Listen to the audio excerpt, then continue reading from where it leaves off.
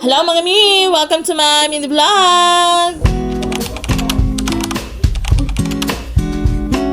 For today's mini vlog nga mga mi, gagawa nga ako dyan ng pork silog ala Mamshi Ay. Hindi na kasi ako nakabili ng mga gulay dyan mga mi na dapat nga ay sasabawan ko yan. Kaya no choice na lang ako mga mi, gagawin ko na lang siya ng pork silog inspired by Tapsilogan. So nahiniwa ko na nga siya mga mi, hindi ko lang siya masyadong ninipisan mga mi kasi hindi na siya masarap kainin. Kumbaga parang mas masarap pa rin yun, yung medyo makapal-kapal konti. So ganito lang ginagawa ko mga mi, imimix ko lang yan. Lalagyan ko lang yan ng mga ingredients mga mi, yan. Tingnan nyo na lang dyan kung ano mga ingredients na ilalagay ko mga mi.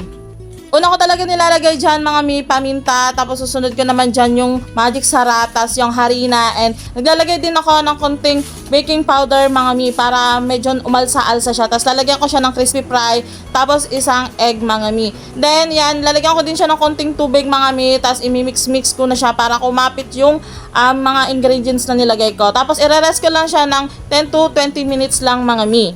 Tapos yan, kapag na-rest ko na siya mga mi, syempre lulutuin na natin. Tapos bago yan mga mi, magpapainit muna ako ng mantika sa kawali. Tapos lulutuin ko muna tong itlog mga mi. So 3 itlog lang mga mi para tig-isa lang kami. Tipid. Ito rin pala mga mi, lagayan ko ng suka, toyo, mantika. Yan, lalagay ko na lang link sa comment section tsaka dyan sa yellow basket ko.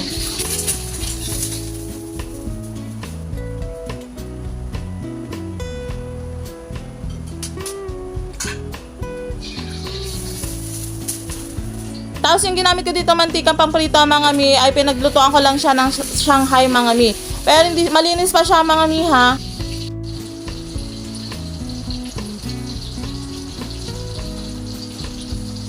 Diretso na nga din naghain ako dyan mga mi kasi para makakain na kami gawa ng anong oras na din.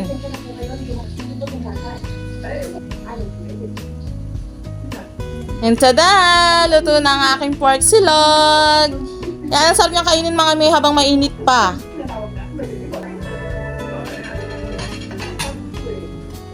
Wait lang mga mi, ipi-plating ko lang para talagang totoong-totoo siyang pork silog. Lah!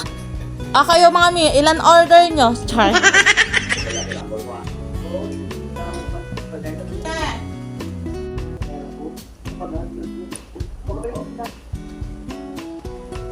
O, teka lang mga mi, ipiplex ko muna sa inyo. Yan. So, tara, kain tayo mga mi.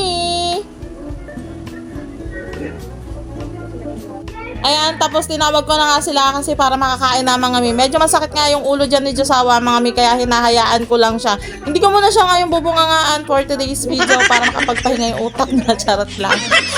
So, yun lang muna nga mga mi for today's video. Kung nagustuhan nyo yung video ko mga mi, yan pa-like, share, and comment na rin kayo mga mi. Thank you so much!